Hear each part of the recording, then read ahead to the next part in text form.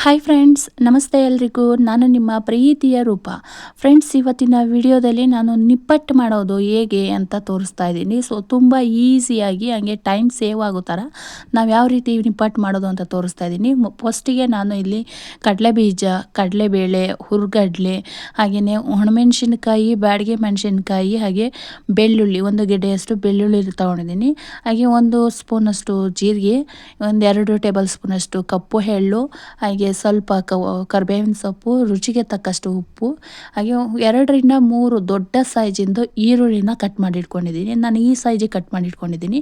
ನೀವು ಇನ್ನೂ ಸಣ್ಣ ಬೇಕಾದರೂ ಕಟ್ ಮಾಡ್ಕೊಬೋದು. ಹಾಗೆಯೇ ಕರಿಲಿಕ್ಕೆ, ಅದು ಡೀಪ್ ಫ್ರೈ ಮಾಡಲಿಕ್ಕೆ ಸನ್ಪ್ಯೂರ್ ಆಯಿಲ್ ತೊಗೊಂಡಿದ್ದೀನಿ. ನಂತರ ಮೈದಾ ಹಿಟ್ಟನ್ನು ತಗೊಂಡಿದ್ದೀನಿ. ಒಂದು ಅರ್ಧ ಕೆಜಿಗಿಂತ ಜಾಸ್ತಿನೇ ಸ್ವಲ್ಪ ಮೈದಾ ಹಿಟ್ಟು ತಗೊಂಡಿದ್ದೀನಿ. ಅರ್ಧ ಕೆಜಿಗೂ ಕಡಿಮೆನೇ ಅಕ್ಕಿ ಹಿಟ್ಟನ್ನು ತಗೊಂಡಿದ್ದೀನಿ. ಸೊ ನಾವಿಲ್ಲಿ ಅಕ್ಕಿ ಹಿಟ್ಟು ಮತ್ತು ಮೈದಾ ಜಾಸ್ತಿ ಇರಬೇಕು, ಅಕ್ಕಿ ಹಿಟ್ಟು ಅದು ಅರ್ಧ ಭಾಗದಷ್ಟು ಇರಬೇಕು. ನಂತರ ಇಲ್ಲಿ ನಾವು ಬೇಳೆ ಐಟಮ್ ಏನು ತೊಗೊಂಡಿದ್ದೀವಿ, ಕಡಲೆ ಬೀಜ, ಕಡಲೆ, ಹಾಗೆಯೇ ಕಡಲೆ ಬೇಳೆ ಏನಿದೆ ಇದೆಲ್ಲ ಅರ್ಧಂಬರ್ಧ ತರಿಯಾಗೋ ಥರ ತರಿಯೇ ಬರೋ ಥರ ರುಬ್ಕೊಬೇಕು. ತುಂಬ ನುಣ್ಣಗೆ ರುಬ್ಬಬೇಡಿ. ಎಲ್ಲ ಹಿಟ್ಟಲ್ಲಿ ಮಿಕ್ಸ್ ಆದರೆ ನಾವು ಏನು ಬೇಳೆ ಐಟಮ್ ಹಾಕಿದ್ದೀವಿ ಅನ್ನೋದೇ ಗೊತ್ತಾಗಲ್ಲ. ತರಿಯಾಗಿ ರುಬ್ಬಿದರೆ ನಾವು ಫ್ರೈ ಮಾಡಿದ್ಮೇಲೆ ಅದನ್ನು ತಿನ್ನುವಾಗ ಬಾಯಿಗೆ ಸಿಗ್ತಾಯಿದ್ರೆ ತುಂಬ ಟೇಸ್ಟಿಯಾಗಿರುತ್ತೆ. ಸೊ ನಂತರ ನಾವಿಲ್ಲಿ ಬ್ಯಾಡಗೆ ಮೆಣಸಿನ್ಕಾಯಿ, ಒಣಮೆಣಸಿನ್ಕಾಯಿ, ಹಾಗೆಯೇ ಬೆಳ್ಳುಳ್ಳಿನ ಏನು ತೆಗೆದಿಟ್ಕೊಂಡಿದ್ವಿ ಅದನ್ನು ಕೂಡ ತರಿಯಾಗಿ ರುಬ್ಬಿಟ್ಕೊಂಡಿದ್ದೀವಿ. ಸೊ ಇಷ್ಟೆಲ್ಲ ಹಾಕ್ಕೊಂಡು ನೀಟಾಗಿ ಮಿಕ್ಸ್ ಕೊಡಬೇಕು. ನೋಡ್ತಾ ಇರ್ಬೋದು ಯಾವ ರೀತಿ ತರಿ ಮಾಡ್ಕೊಂಡಿದ್ದೀವಿ ಅಂತ.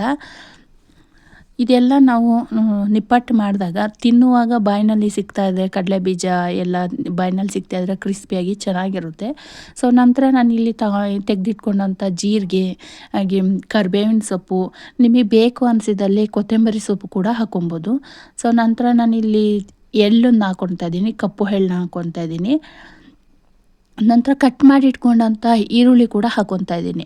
ಸೊ ಈರುಳ್ಳಿನ ನೀವು ಇನ್ನೂ ಚಿಕ್ಕದಾಗಿ ಕಟ್ ಮಾಡಿ ಇಟ್ಕೊಬೋದು, ಬಟ್ ನಾನಿಲ್ಲಿ ದಪ್ಪ ಸೈಜಿಗೆ ಕಟ್ ಮಾಡ್ಕೊಂಡಿದ್ದೀನಿ. ಇದು ಕೂಡ ನಿಪ್ಪಟ್ಟ ತಿನ್ನುವಾಗ ಬಾಯಿಗೆ ಸಿಗೋ ಥರ ಇರಲಿ ಅನ್ನೋಂಥ ದಪ್ಪ ಕಟ್ ಮಾಡಿ ಇಟ್ಕೊಂಡಿದ್ದೀನಿ.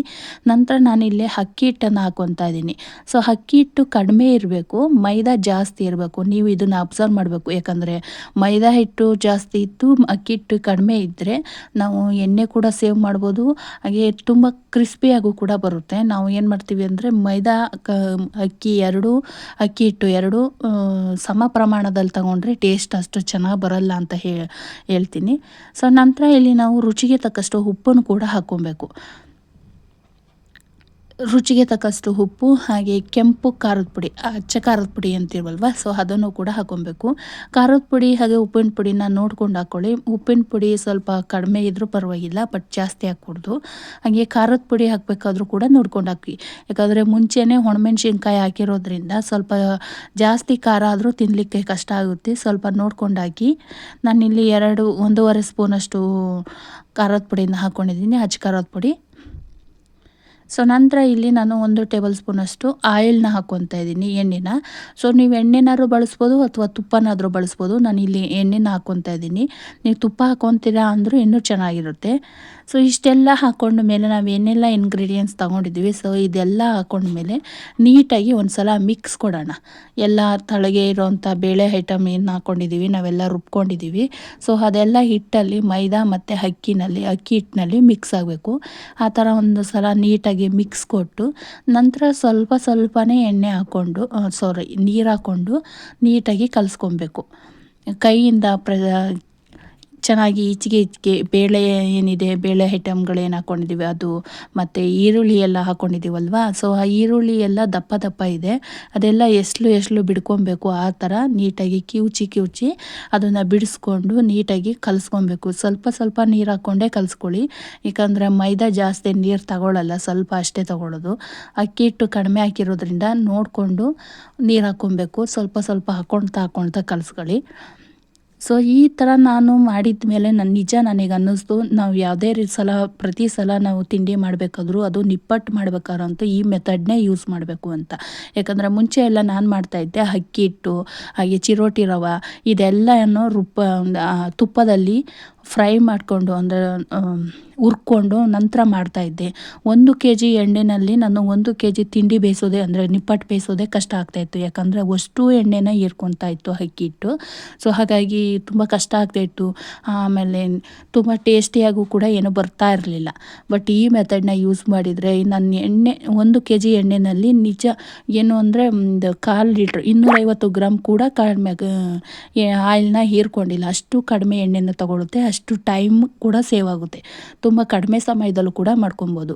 ಇಲ್ಲಿ ನಾನು ಸ್ವಲ್ಪನೇ ನೀರು ಹಾಕ್ಕೊಂಡು ನೋಡ್ತಾ ಇರ್ಬೋದು. ಇಲ್ಲಿ ಚಪಾತಿ ಹಿಟ್ಟಿನ ಹದಕ್ಕೆ ಕಲಿಸ್ಕೊಂಡಿದ್ದೀನಿ.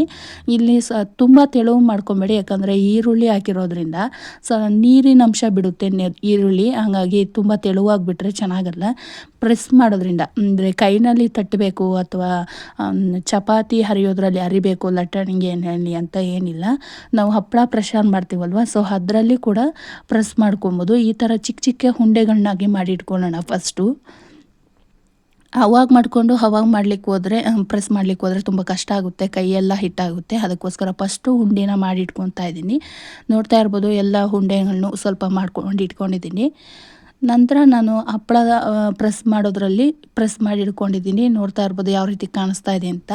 ಈ ಶೇಪಿಗೆ ಬಂದರೆ ಸಾಕು, ಹಾಗೆ ಈ ಸೈಜಿಗೆ ಬಂದರೂ ಕೂಡ ಸಾಕು.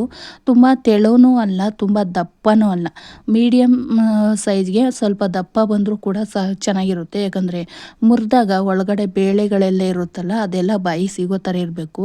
ತುಂಬ ತೆಳು ಮಾಡಿದರೆ ನಾವು ಎಣ್ಣೆನಲ್ಲಿ ಬಿಟ್ಟ ತಕ್ಷಣ ಎಲ್ಲ ಬಿಡ್ಕೊಂಡ್ಬಿಡುತ್ತೆ. ಬೇಳೆ ಐಟಮ್ ಏನು ಹಾಕ್ಕೊಂಡಿದ್ದೀವಿ ಅದೆಲ್ಲ ಎಣ್ಣೆನಲ್ಲಿ ಬಿಡ್ಕೊಂಡ್ಬಿಡುತ್ತೆ.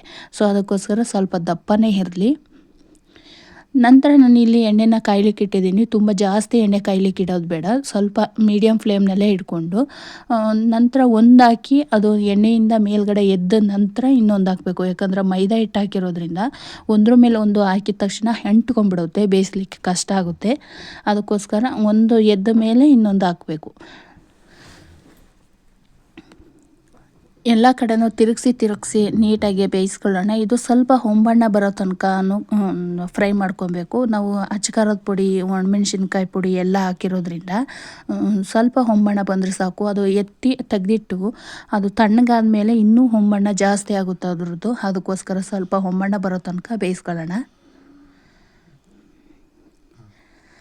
ನೋಡ್ತಾ ಇದ್ದೀರಾ ಎಷ್ಟು ಚೆನ್ನಾಗಿ ಕಾಣಿಸ್ತಾ ಇದೆ ಅಂತ.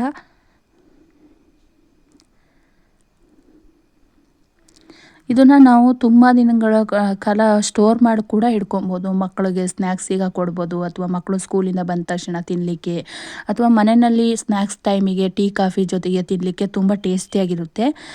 ಇಲ್ಲಿ ತೆಗೆದಿಟ್ಕೊಂಡಿದ್ದೀನಿ ನೋಡಿ ಯಾವ ರೀತಿ ಕಾಣಿಸ್ತಾ ಇದೆ ಅಂತ. ಇದು ಎಷ್ಟು ಕ್ರಿಸ್ಪಿಯಾಗಿ ಬಂದಿದೆ ಅಂದರೆ ನಿಜ ನಾನು ಇದನ್ನು ಪ್ರತಿ ಸಲ ಮಾಡಬೇಕಾದ್ರೂ ಇದನ್ನೇ ಮಾಡಬೇಕು ಅಂತ ಅನ್ನಿಸ್ಬೇಕು, ಅಷ್ಟು ಟೇಸ್ಟಿಯಾಗಿ ಬಂದಿದೆ. ನಾನು ನಿಮಗೆ ಒಂದು ಮುರಿದು ತೋರಿಸ್ತೀನಿ ಎಷ್ಟು ಕ್ರಿಸ್ಪಿಯಾಗಿ ಬಂದಿದೆ ಅಂತ.